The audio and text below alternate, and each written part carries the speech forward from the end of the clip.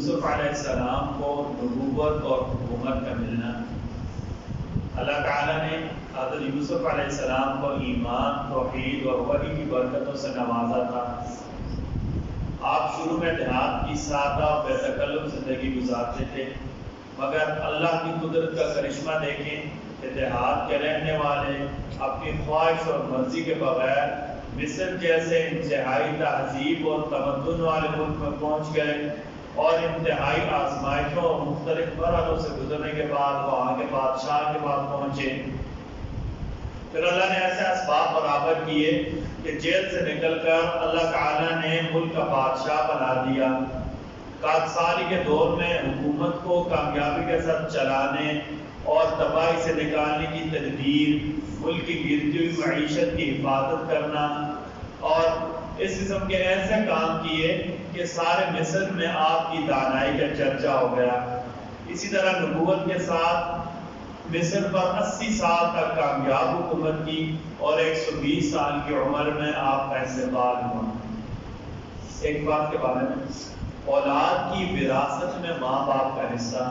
قرآن کریم سورہ نساء آیت نمبر 11 اللہ تعالیٰ فرماتے ہیں ماں باپ میں سے ہر ایک کے لیے میت کے چھوڑے ہوئے، اس میں ایک اصول یہ ہے کہ اگر کوئی اولاد والدین سے پہلے فوت ہو جائے، بیٹا یا بیٹی ماں باپ سے پہلے فوت ہو جائے، تو اگر اس کی اولاد اپنی نہ ہو، اس کی اپنی اولاد نہ ہو، تو ماں باپ کو اس کے ترکے میں سے ایک چھٹا حصہ ملے گا۔ ایک سنت کے بارے میں، جب بہت زیادہ پریشانیاں ہوں، حالات مشکل ہو جائیں، حالات سے نکلنے کا کوئی راستہ نظر نہ ہو، اس وقت کیا پڑھنا چاہیے؟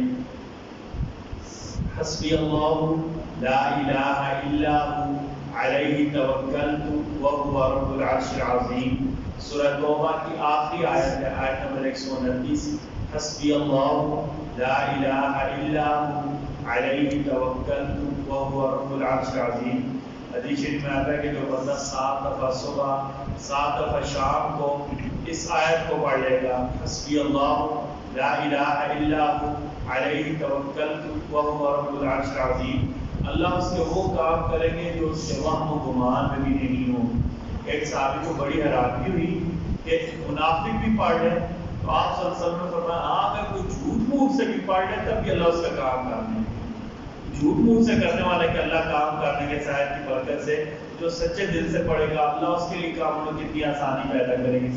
اس طرح علماء نے لکھا ہے کہ جب سخت مشکل حالات ہوں، ایسی مشکلیں پڑھیں کہ نکلنے کا کوئی راستہ نہیں نظر آ رہا، کثرت سے یعنی بہت زیادہ اس آیت کو پڑھنا شروع کر دیں، انشاءاللہ اللہ مشکلات آسان فرما دیں گے۔